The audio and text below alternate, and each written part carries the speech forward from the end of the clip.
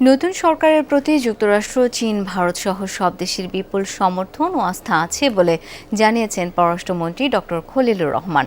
জানান, বাংলাদেশও সবার সাথে আস্থার সম্পর্ক রাখবে, তবে অভ্যন্তরীণ বিষয়ে কোনো দেশের হস্তক্ষেপ চায় না ঢাকা। এই বার্তা স্পষ্ট করা হয়েছে। সোমবার মন্ত্রী প্রতিমন্ত্রীর সাথে সাক্ষাতের পর মার্কিন রাষ্ট্রদূত বলেছেন, দুই দেশকে শক্তিশালী, নিরাপদ ও উন্নত করতে কাজ করবে Dhaka, Washington. True 700 ppm আকিশ Basir glass কেনার আগে দেখে নিলেই জিতবেন। নতুন পররাষ্ট্রমন্ত্রী ডক্টর খলিলুর রহমান ও প্রতিমন্ত্রী শামা ওবায়েদকে শুভেচ্ছা জানাতে সোমবার সকালে মন্ত্রণালয়ে আসেন মার্কিন রাষ্ট্রদূত ব্রেন্ট Christensen.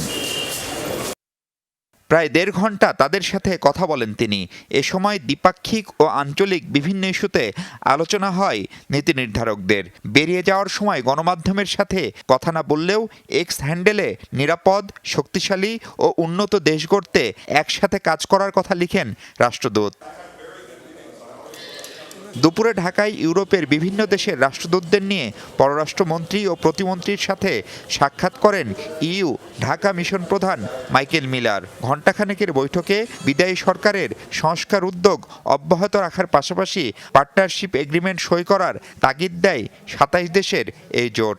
So we are looking at this new government to continue with a series of reforms. আইন, বিচার, প্রশাসন সহ গেল সরকারের সংস্কার কার্যক্রম নতুন সরকারও অব্যাহত রাখবে বলে আশা করি। আর আমাদের সাথে অংশীদারিত্ব ও সহযোগিতা চুক্তির সব কাজ চূড়ান্ত। আশা করি দ্রুতই তা সই হবে। Sign this together with Bangladesh in the nearest possible future.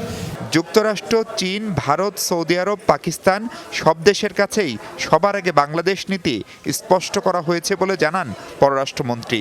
সরকারের প্রতি তাদের সর্বাত্মক সমর্থনের কথা জানিয়ে বিবাদমান সব সমস্যার সমাধানেও আশাবাদী ডক্টর খলিল। আমি যাদের সঙ্গে পর্যন্ত সাক্ষাৎ করেছি, এই সরকারের প্রতি তাদের বিপুল আস্থা, আমাদের সঙ্গে ঘনিষ্ঠভাবে কাজ করবার তাদের যে একটা প্রবল ইচ্ছা, সেটা আমরা দেখেছি।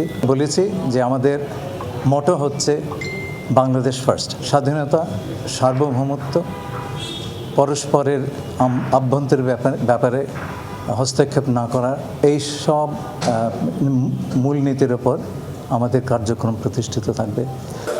এর আগে রোববার সৌদি আরব, চীন, ভারত ও পাকিস্তানের ঢাকা মিশন প্রধানও শুভেচ্ছা জানিয়েছেন নতুন পররাষ্ট্রমন্ত্রী ও প্রতিমন্ত্রীকে। মাহফুজ মিশু, যমুনা নিউজ, ঢাকা।